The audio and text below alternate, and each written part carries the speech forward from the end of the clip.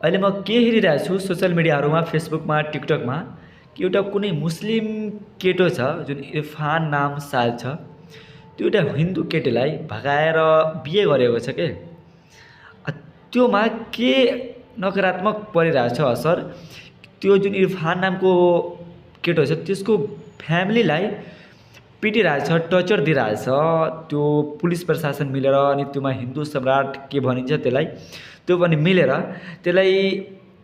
दमन गरिरहेछ अनि जुन पनि गल्ती होस् कुनै मुस्लिम केटी होस् अथवा मुस्लिम केटा होस् भएको छ भने त्यसलाई त्यो एउटा कानुनी प्रक्रियामा जाओस् किनकि आफैले त्यो दण्ड गर्ने मारपिट गर्ने त्यो त कस्तो नराम्रो कुरा हो नि त फर्स्ट अफ अल। अनि अर्को कुरा जुन पनि गल्ती होस् त्यो कानुनी कारबाहीमा त्यसलाई जानुपर्ने थियो त्यो आफैले एक्सन लिएर आफैले त्यहाँ पुलिस प्रशासन पनि छ अनि त्यसको फ्यामिलीमाथि आरोप लगाइरहेछ यिनीहरू कि अपहरण गरेको केस लगाइरहेछ तिनीहरू हिन्दू सम्राट सेना अथवा जो होस् तिनीहरू लगाइरहेछ त्यसमाथि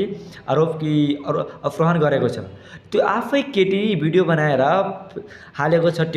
सोसियल मिडियामा कि म आफ्नो मनले भागेको छु न कि कुनै मलाई अपहरण गरेको छ न कि केही त्यो आफै भनिरहेको छ भिडियो बनाएर। यिनीहरू के दिमागमा छ के मानसिकता छ यार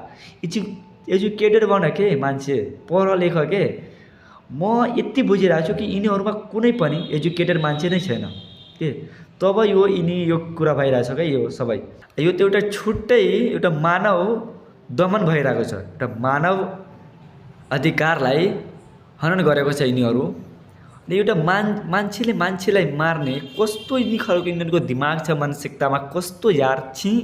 ठुक्क छ यार तिमीहरूमाथि। जुन पनि मान्छे होस् गलत गरिरहेको छ त्यसलाई कानुनी रूपमा लैजाऊ न फाल्तुमा किन मारपिट त्यो फल्ना चिल्ला गर्ने। त्यो केटी त आफै भनिरहेको छ नि म आफ्नो मनले भागेको छु कि त्यसको फ्यामिलीले अथवा त्यो केटालाई भगाएको छ